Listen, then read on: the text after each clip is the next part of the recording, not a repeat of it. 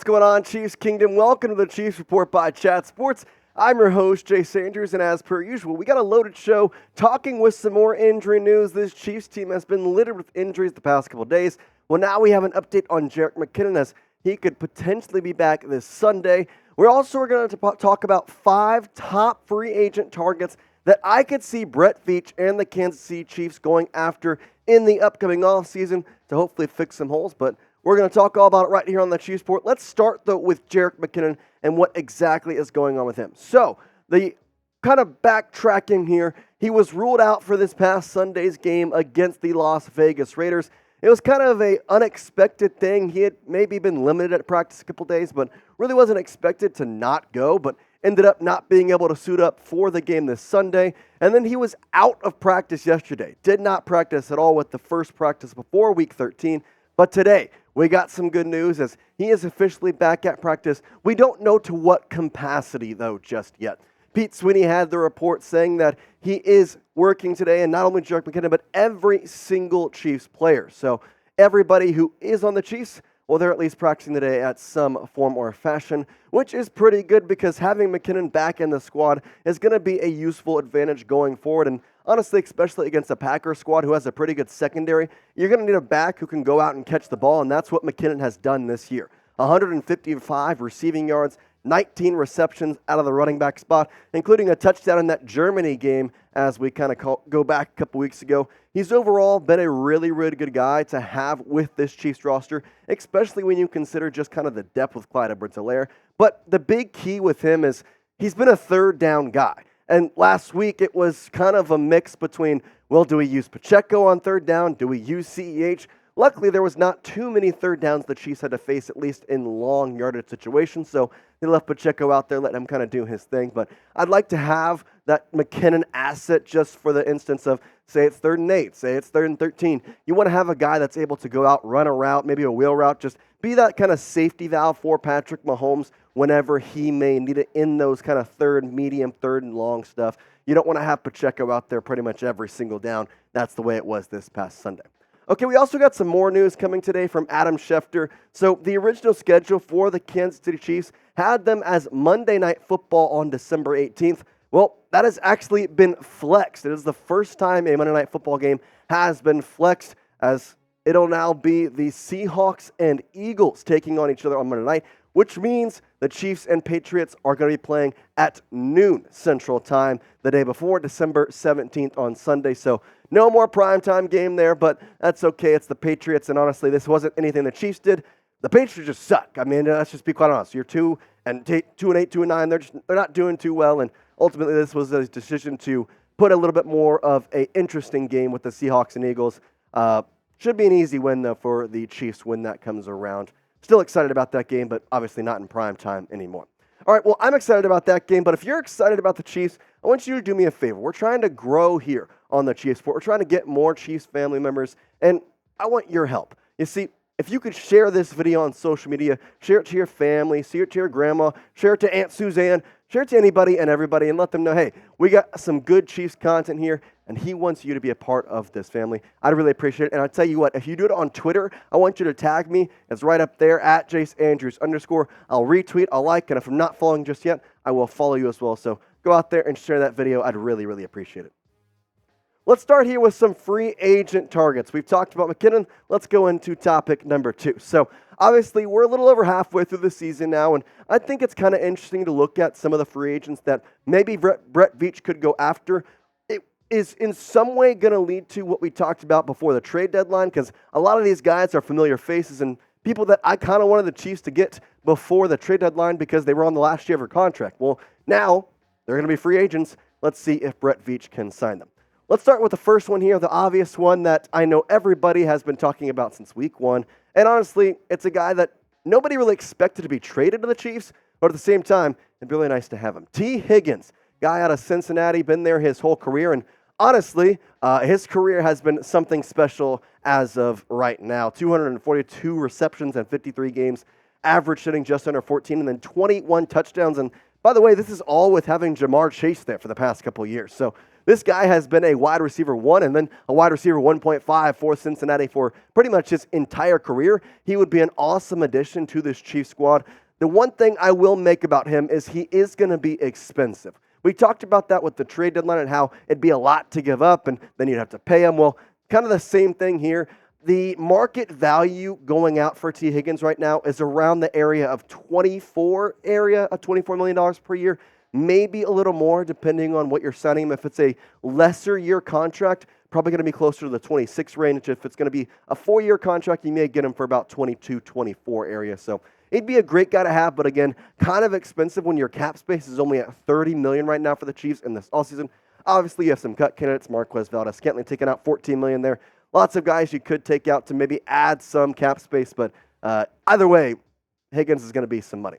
I will ask this question, though. Would you like to see the Chiefs sign to Higgins? I know we've talked about this a lot in terms of trades, but I think it's another viewpoint here to talk about signing just because there has to go in with the contract value. Is it worth it? I know we're starting to see Rashee Rice really break out. You have the draft and a lot of good receivers in this upcoming draft. Is it worth it to pay T. Higgins, or do you want to try and go find what you found with Rashee, hopefully, and get a good receiver? Now, I know Rashee hasn't proved himself yet, but he's on the track too. So if you would like the Chiefs to sign T. Higgins, then I want you to type Y for yes. If you would not like them to, you say, no, that's too much of a risk. We're just going to try and draft somebody. No reason to pay him all that money, then type in for no.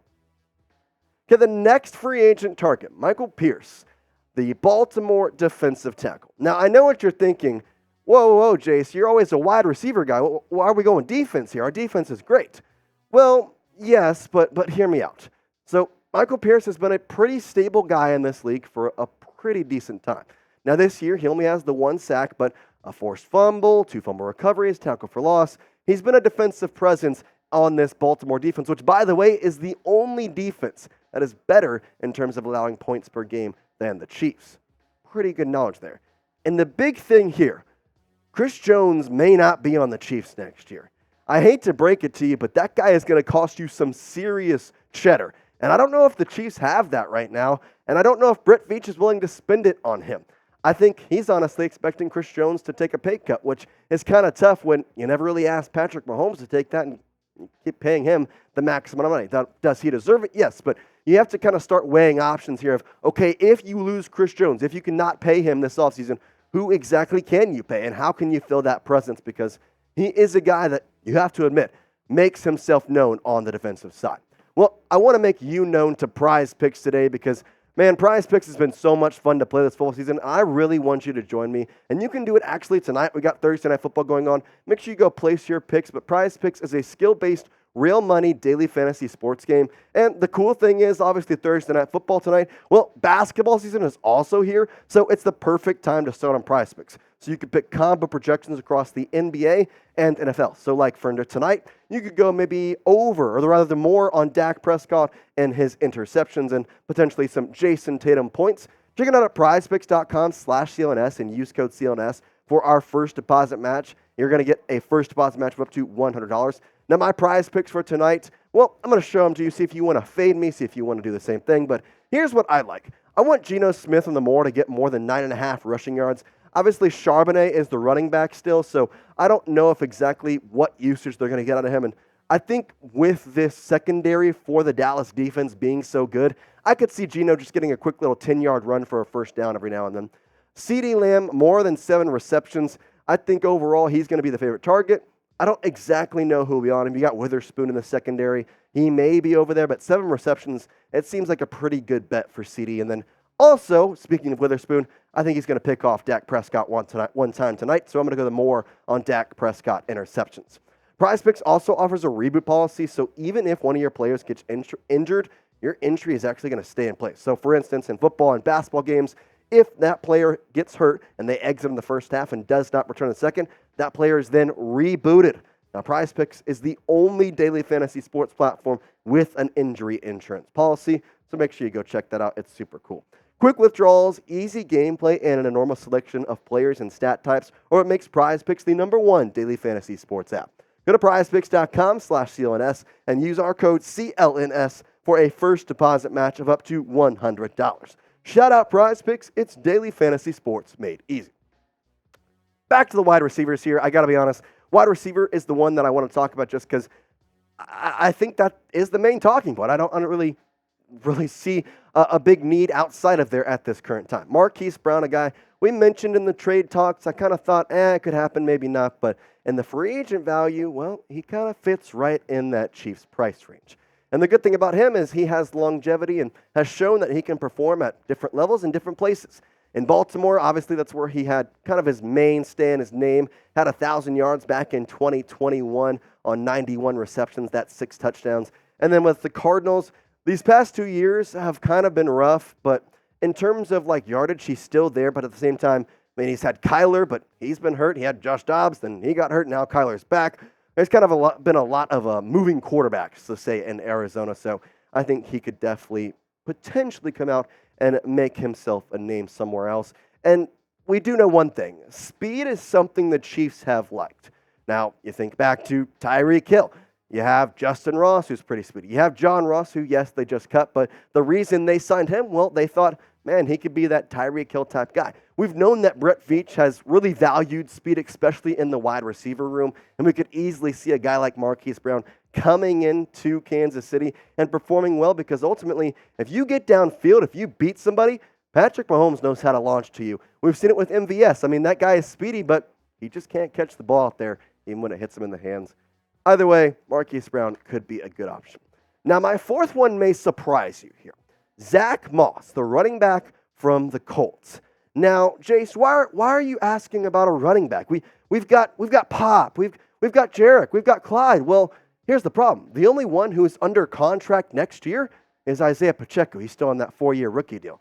McKinnon and CEH, well, CEH, his rookie deal runs out, and Jerick is a free agent. So, are you going to sign them back? I would think so, at least Jerick McKinnon. CEH, I'm questionable on that because the Chiefs like him, but, well, I don't know, besides that, who likes him? I mean, there's been a lot of ups and downs, and a first-round pick out of LSU, he's kind of been a bust. I got to be quite honest. You kind of expected more from him. And Pacheco, a 6th-round pick out of Rutgers, he's the leading running back. So either way, though, I think it'd be nice to have a secondary running back. And if Brett Veach decides to not stick with Jerick McKinnon, not pay him this offseason, and kind of let CEH find somewhere else, then Zack Moss could be a good option. I think he may fit in well. He's a secondary back right now with the Colts with Jonathan Taylor. But every time Jonathan Taylor's been injured, hurt, out, whatever the case may be, the guy has performed. In fact, he had a 165-yard game and 2 touchdowns just about 4 weeks ago when Jonathan Taylor was out.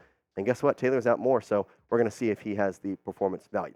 Who is a free agent that you would like to sign? I've mentioned 4 already, but is there someone I've missed? Is there someone that you think that maybe should be on this list? Or maybe is there someone that is on this list that you agree with me and you want the Chiefs to sign?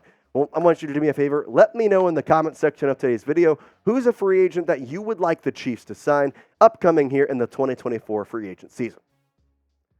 All right, the 5th and final free agent target, Devin White, the linebacker from Tampa Bay, who would not cost as much as you would think. Now, the reason I put him on here is because there are 2 key linebackers that are not under contract next year. And that would be Willie Gay Jr. along with Drew Tranquill. Now, do I think they will sign both of them back? I would have to believe so, especially the way Drew Tranquill has performed this season. But at the same time, if Drew Tranquill costs as much money as Devin White, maybe something is made, or maybe you don't want to bring Willie Gay Jr. back. You keep Drew Tranquill and you bring in Devin White to replace Willie Gay Jr.